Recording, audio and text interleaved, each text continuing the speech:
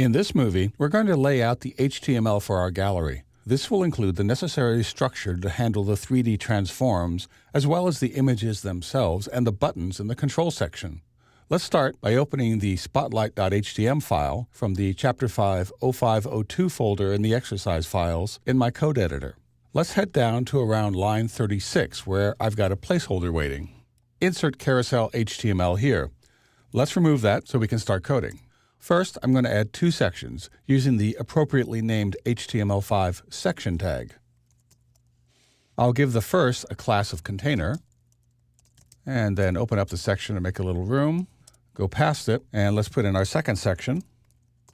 And this will have a class of options. And again, I'll open that up. All right, now let's add a div within the first section to hold the carousel. This will give an ID of carousel. And let's open up that as well. Now we're ready to add in our figures. Each figure tag will have an identifying ID and contain an image tag. These will all go within the div carousel. So I'll give this first figure an ID of fig1, and then move my cursor within the figure tag and put in my image tag.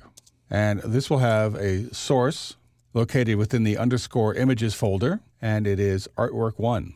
Next, I'll give it a width of 274 and a height of 174. All of the images have the same width and height.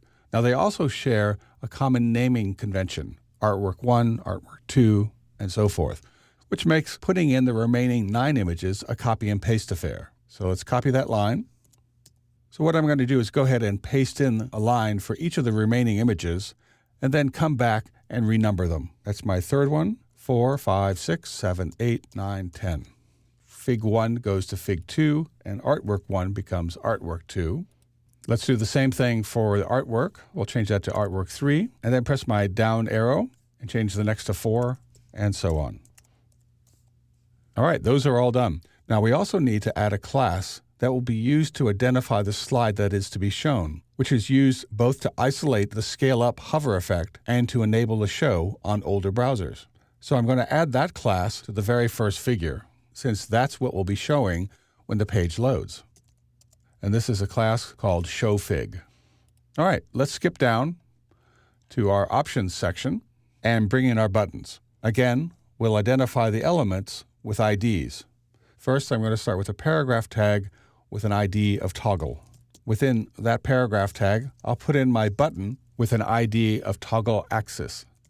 And within the button tag, the label itself, toggle axis. Next, in this navigation section, we'll also include a hidden input that will hold the panel count, or the number of slides to show, and I'll set the value to 10.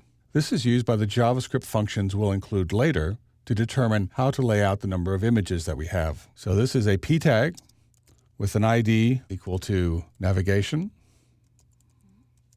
And I'm going to put each of these on its own line, so let's indent that.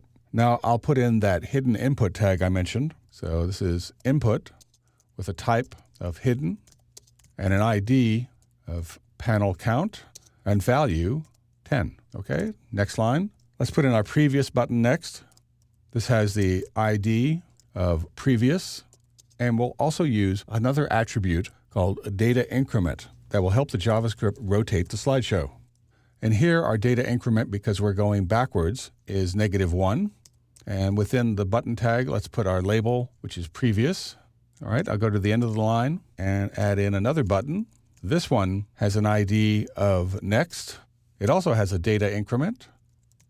And this data increment is 1. Let's close out our button and enter in the label, which is next. All right, let's save our page and take a little breather before we tackle the JavaScript in the next movie.